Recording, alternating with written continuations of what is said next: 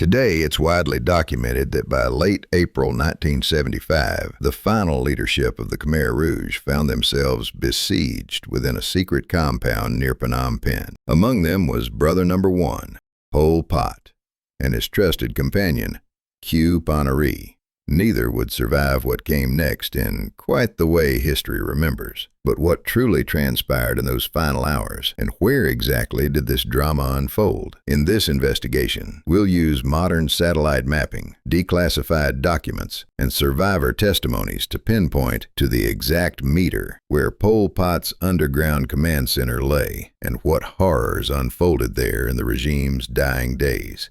First, we need to orient ourselves in Phnom Penh's governmental heart, what locals called the Inner Sanctum. This area, a maze of French colonial buildings repurposed by the revolution, housed the regime's true nerve center. Here, a mixture of fanatical cadres and terrified child soldiers found themselves trapped as Vietnamese forces tightened their grip.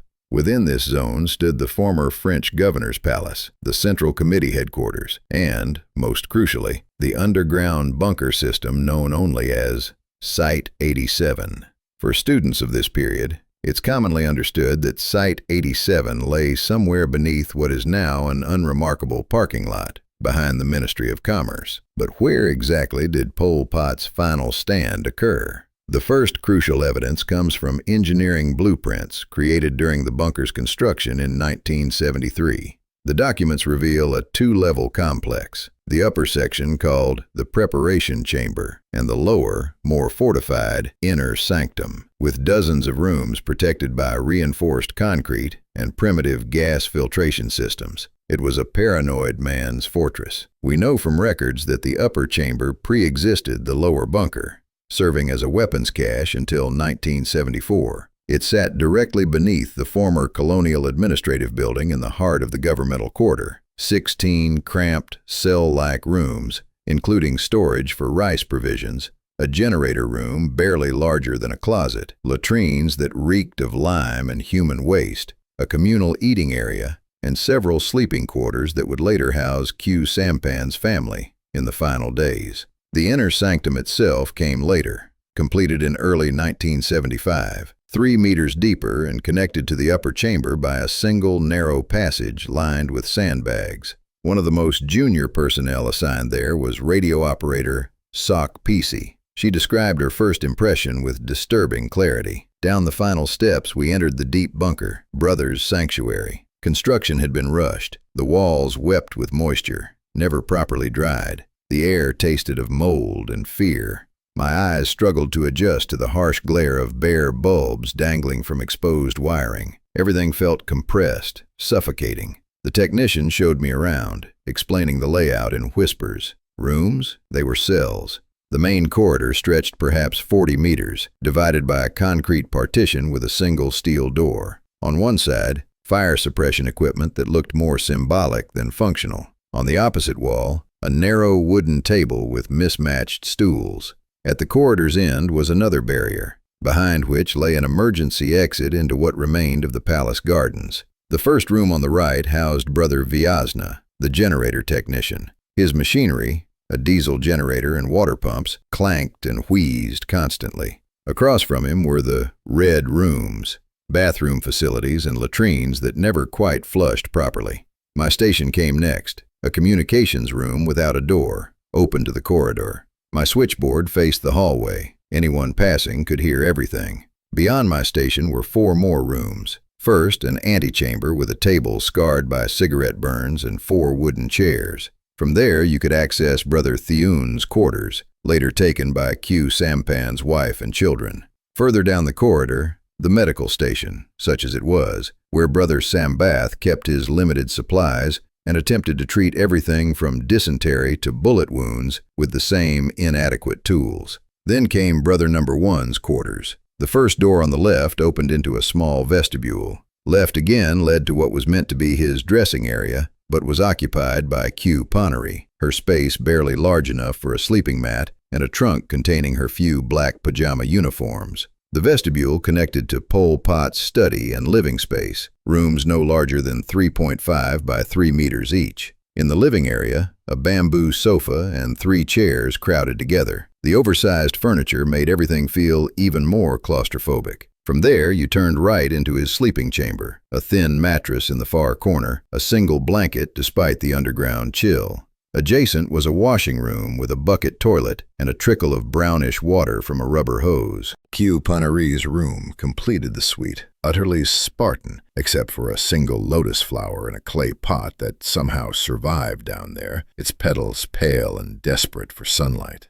From the main corridor, a second door led to the strategy room, where, in those final weeks, military situation conferences were held. 10 or 12 men hunched over hand-drawn maps by candlelight when the generator failed. After my first tour, stepping back into the garden through the emergency exit felt like resurrection. I began to understand what it meant to endure this place, and I realized my time in that tomb was only beginning. As we've learned, the complex was relentlessly grim, perpetually damp concrete, sparse furnishings, claustrophobic spaces, no natural light, and the constant mechanical drone of failing machinery. For those trapped inside, including Pol Pot himself, who descended in mid-April 1975 and, except for brief pre-dawn excursions to the surface, remained underground for the regime's final chapter, existence became a slow, psychological death. So how do we locate this bunker with precision? The answer lies in declassified aerial reconnaissance photographs taken by American intelligence during overflights in March 1975, just weeks before Phnom Penh's fall. These grainy images of the central governmental district reveal key landmarks: the former French governor's palace, the Chakdamuk Conference Hall, the Tonle Sap riverfront, the Central Market's distinctive Art Deco dome. These serve as our signposts, fixed points in a city that would soon be emptied of 2 million souls. One challenge in locating Site 87 in modern Phnom Penh is that the city was systematically depopulated and left to decay for years. When residents finally returned in the early 1980s, much had changed. Buildings crumbled, streets were reclaimed by vegetation, entire neighborhoods disappeared. Yet some major structures survived, and we know their positions haven't shifted. Let's overlay modern Phnom Penh onto the 1975 aerial imagery to reconstruct the governmental quarter as it appeared then. This requires precision. Wartime reconnaissance photos, taken from perhaps 3,000 meters by aging aircraft, often carry slight distortions. An error of even 1 degree can throw positioning off by hundreds of meters. We must triangulate. That means identifying key positions on all corners of our map area and comparing them to modern satellite imagery. Let's begin.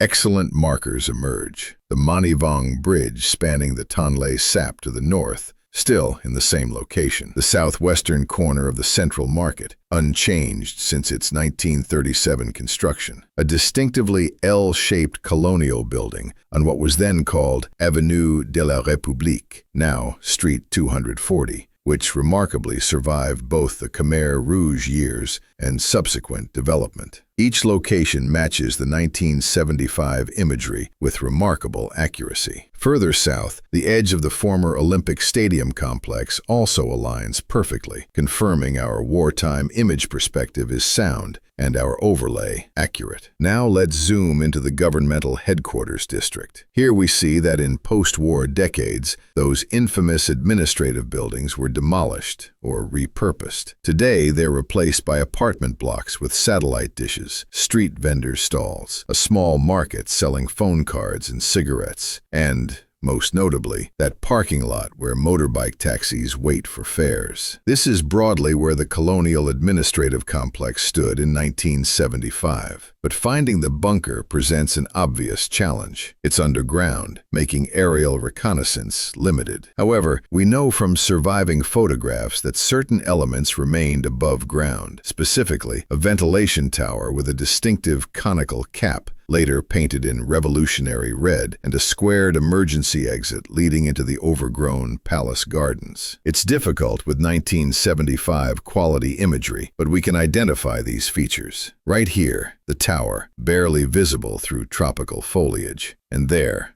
The exit structure, its outline just distinguishable from surrounding vegetation. These give us guidelines. Now we overlay the bunker schematic itself. Using those two above-ground points, we can mark their modern positions. Measuring the distance between them provides our scale, but we need a third point for proper triangulation. For this, we consult a remarkable 3D reconstruction created by a Vietnamese military historian. A detailed model showing both the bunker and the colonial building above it. The schematic reveals the bunker complex began directly beneath the building's eastern wing. We can see this on aerial imagery. By taking reference points at the building's corners and marking them on our modern map, we achieve triangulation. The mathematics of perspective and scale converge.